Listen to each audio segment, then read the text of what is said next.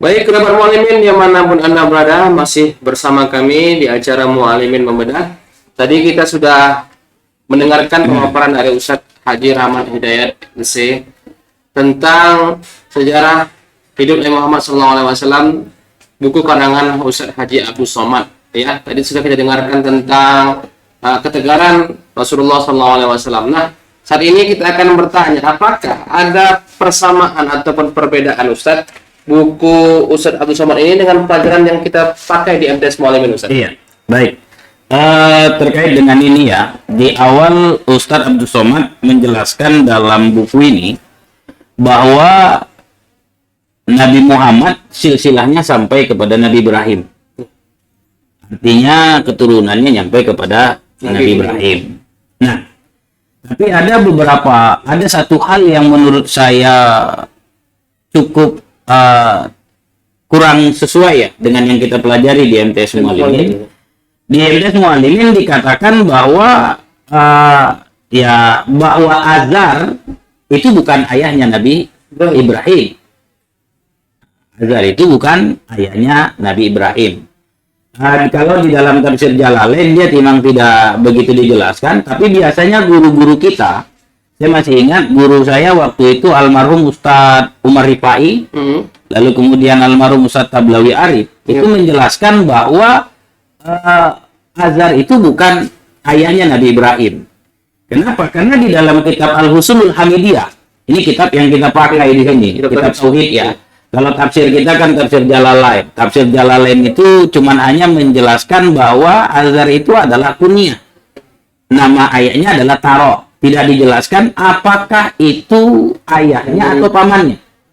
Namun dalam penjelasan di kelas, baik Ustadz Umar Rifai almarhum, kemudian almarhum Ustadz Tablawi Arif, ketika menjelaskan tentang kitab Husnul Hamidiyah, terkait tentang sifat yang jaiz bagi Rasulullah Shallallahu Alaihi Wasallam, itu dijelaskan di dalam terkait dengan hal yang jaiz bagi Rasul itu tidak boleh membawa kepada kerendahan. Nah, artinya Rasulullah Shallallahu Alaihi Wasallam juga terkait dengan keluarganya tak boleh begitu direndahkan. Ayah itu kan potensi dekat dengan seorang anak itu cukup dekat. Ayah dengan anak itu begitu dekat. Karena binnya itu selalu, ya kalau orang kita bilang, anak lahir pasti dinisbahkan kepada ayahnya.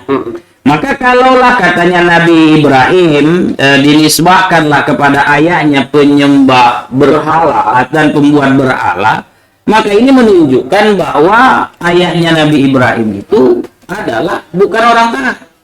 Padahal hadis Nabi mengatakan lam azal antakilu min aslabit ta'ira ila arhamiz zakiyah. Kata Nabi, aku senantiasa berpindah dari tulang sulbi yang suci ke rahim yang suci.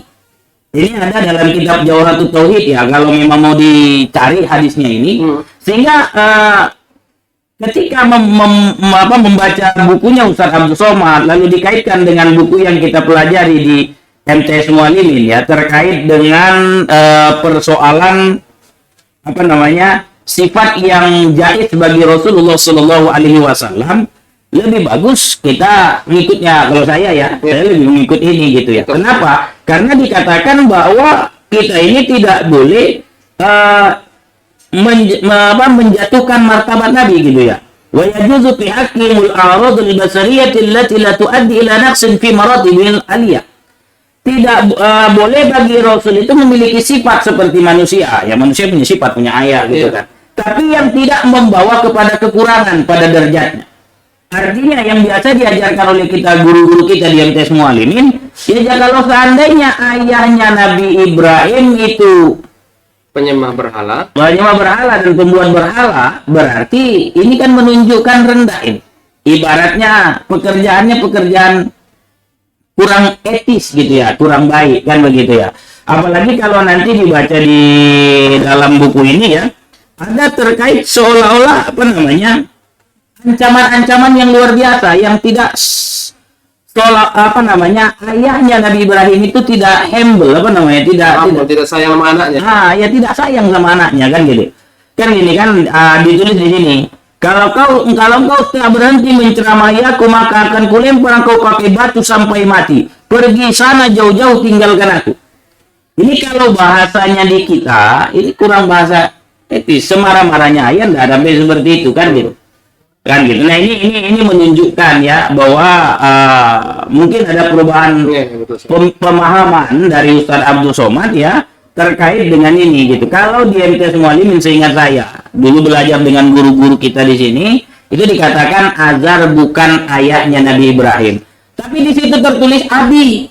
Abi itu maksudnya adalah paman. Kalau paman sah-sah saja dia tidak menjadi orang yang taat. Tapi kalau ayah itu kalau dianggap ayahnya tidak taat, berarti jatuhlah kepada hal-hal yang merendahkan martabat seorang nabi. Ya, contoh Nabi Muhammad. Ayahnya walaupun tak ketemu dengan Nabi Muhammad, dalam akidah Ahlussunnah ayahnya dikatakan sebagai orang yang masuk surga. Kenapa? Karena berada pada zaman fatrah. Wa ma kunna mu'azzibina hatta nab'atsa rasulah. Kan begitu kan? Jadi ada orang bilang ayah dan ibu Nabi masuk neraka, itu kan ditolak dengan paham Ahlussunnah wal Jamaah. Nah, kalaulah sekiranya ini dinyatakan bahwa Azar adalah ayah Nabi yang juga penyembah berhala atau pembuat berhala, membuat patung, berarti ini kan ada potensi dia ini kan melakukan perbuatan maksiat dan ini menjelekkan martabatnya. Sampai sini Pak maksudnya kan menjatuhkan martabatnya kan. Harusnya kan seorang ayahnya Rasul itu ya karakternya baik. Seperti Nabi punya kakek Abdul Muthalib. Abdul Muthalib punya karakternya baik. Apa itu? Yang terkenal dengan sikoyatuz Zamzam. Tukang berikan air Zamzam itu adalah Abdul Muthalib. Nah, ini yang perlu ya disampaikan bahwa ada perbedaan paradigma atau pemahaman Ustadz Abdul Somad barangkali saat di MTS Mualimin dengan setelah tamat. Ini yang saya maksud Facebook. Kenapa? Karena di MTS Mualimin tetap kita diajarkan bahwa Azar bukan ayahnya Nabi Ibrahim tapi adalah paman. Kalau orang mendeling Marga Nasution lagi, adik ayahnya itu kadang-kadang bukan dipanggil bapak atau abang ayahnya, bukan dipanggil bapak, panggilnya adalah ayah juga. Baru tahu kok Ustaz. Iya, nggak percaya tanya loh di marganya Nasution gitu ya. Ada abang ayahnya itu panggilnya ayah juga. Bukan Wak ya? Bukan Wak, ayah juga, ayah kandung. Iya. Yang kandung, ayah juga dipanggil.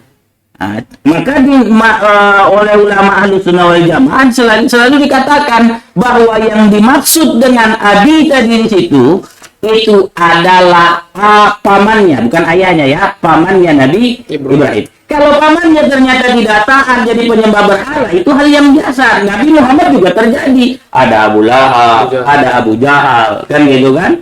Nah ini kan nggak merusak citra nabinya gitu.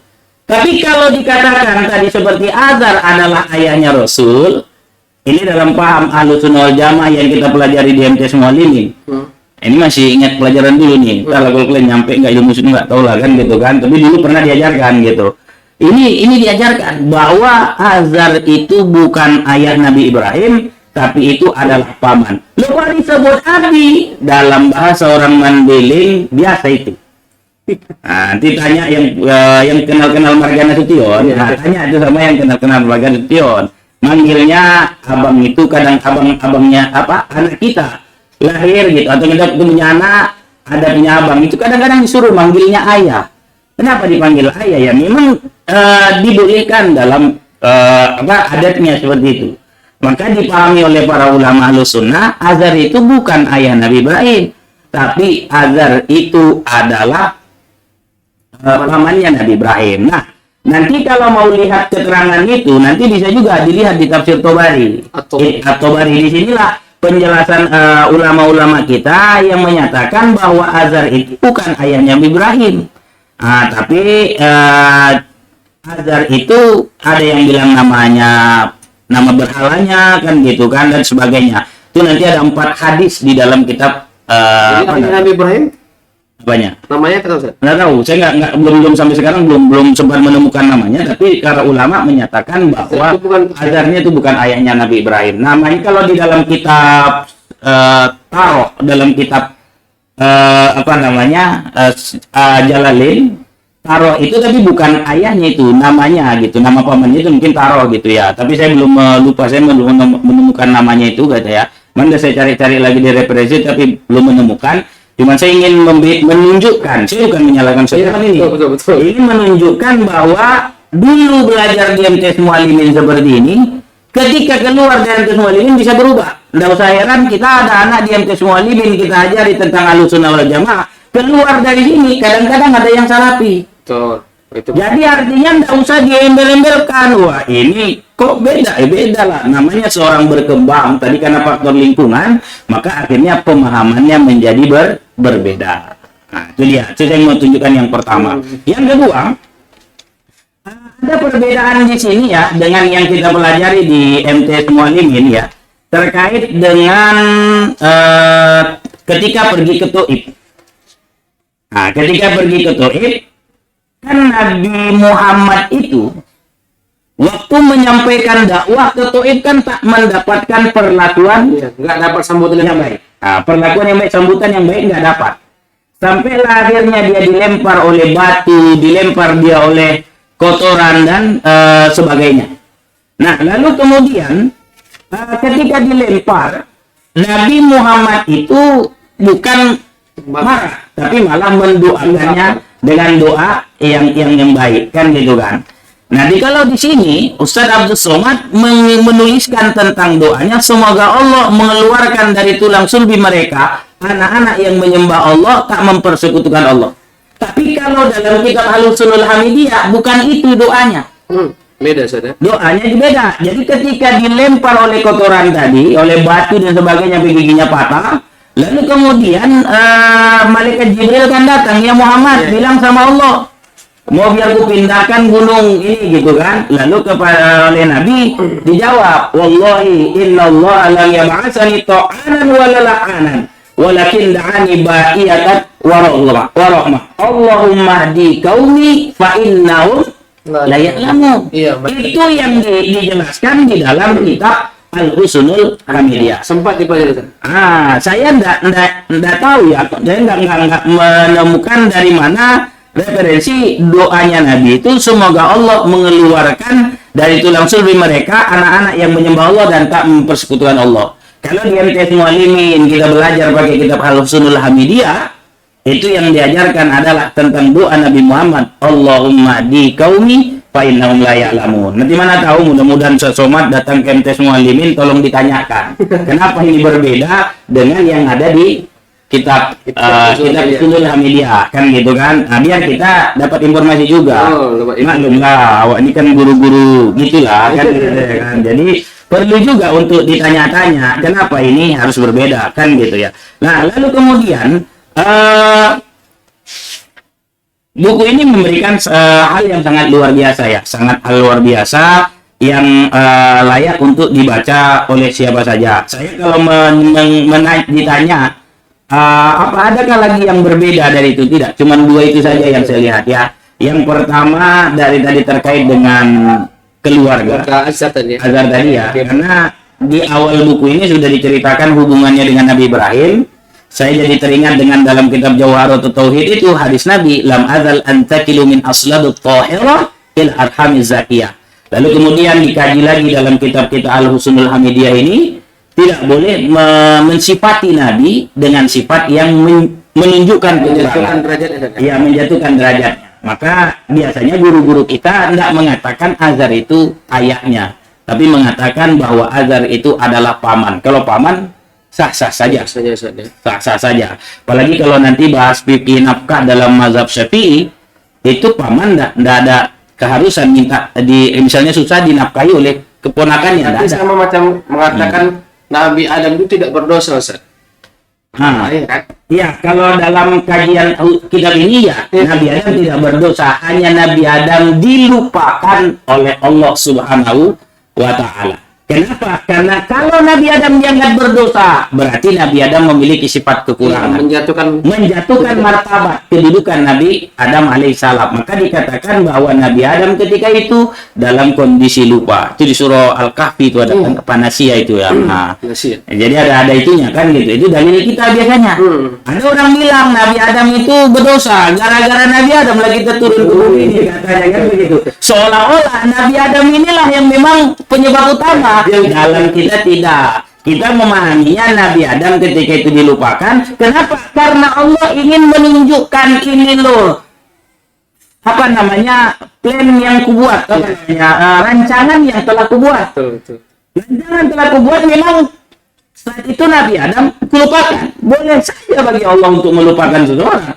Tidak lagi Allah membuat Nabi itu harus sadar terus tidak ingat Allah. Nah, bisa saja dilupakan oleh Allah Subhanahu wa Ta'ala. Nah, itu untuk menceritakan alur bahwa kita harus berada di bumi. Yang manusia diciptakan untuk tinggal di bumi kan, dari tanah, hiduplah di sini dulu. Tapi alurnya seperti itu. Alurnya ya nanti akan balik lagi ke dalam surga kalau dia punya iman. Nah, jadi bukan amal yang menyebabkan kita masuk surga, tapi yang menyebabkan masuk surga itu adalah rahmatnya Allah.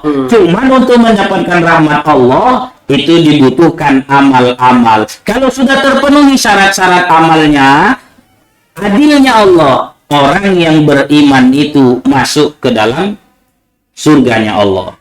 Nah, tapi kalau dia tidak taat, ya masuk dulu lah, dilondri dulu dalam neraka, habis itu baru masuk ke dalam surga, dorsemir. Nah, jadi memang itulah aturannya ya, aturan dalam apa namanya kehidupan kita. Maka hati-hati kalau berbicara, kalau saya ya hati-hati ketika kita bicara tentang tauhid. Kenapa? Karena khawatir kita menisbahkan sesuatu yang tak cocok dengan kekasihnya Allah Subhanahu wa Ta'ala. Kalau ada pertanyaan seperti ini, Ustaz, yang seperti yang sampaikan tadi kan, hidayah itu kan dari Allah. Iya. Iya kan? Kecuali rahmat hidayat. Nah, iya. Nah, jadi kan misalnya macam apa namanya, anaknya Nabi Nuh nggak dapat hidayah, istrinya Nabi Lut tak dapat hidayah, itu nggak bisa dikomparasi dengan ini, Nggak bisa.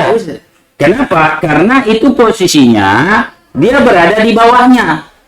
Dia ini kan pemimpinnya, kalau ini kan anaknya.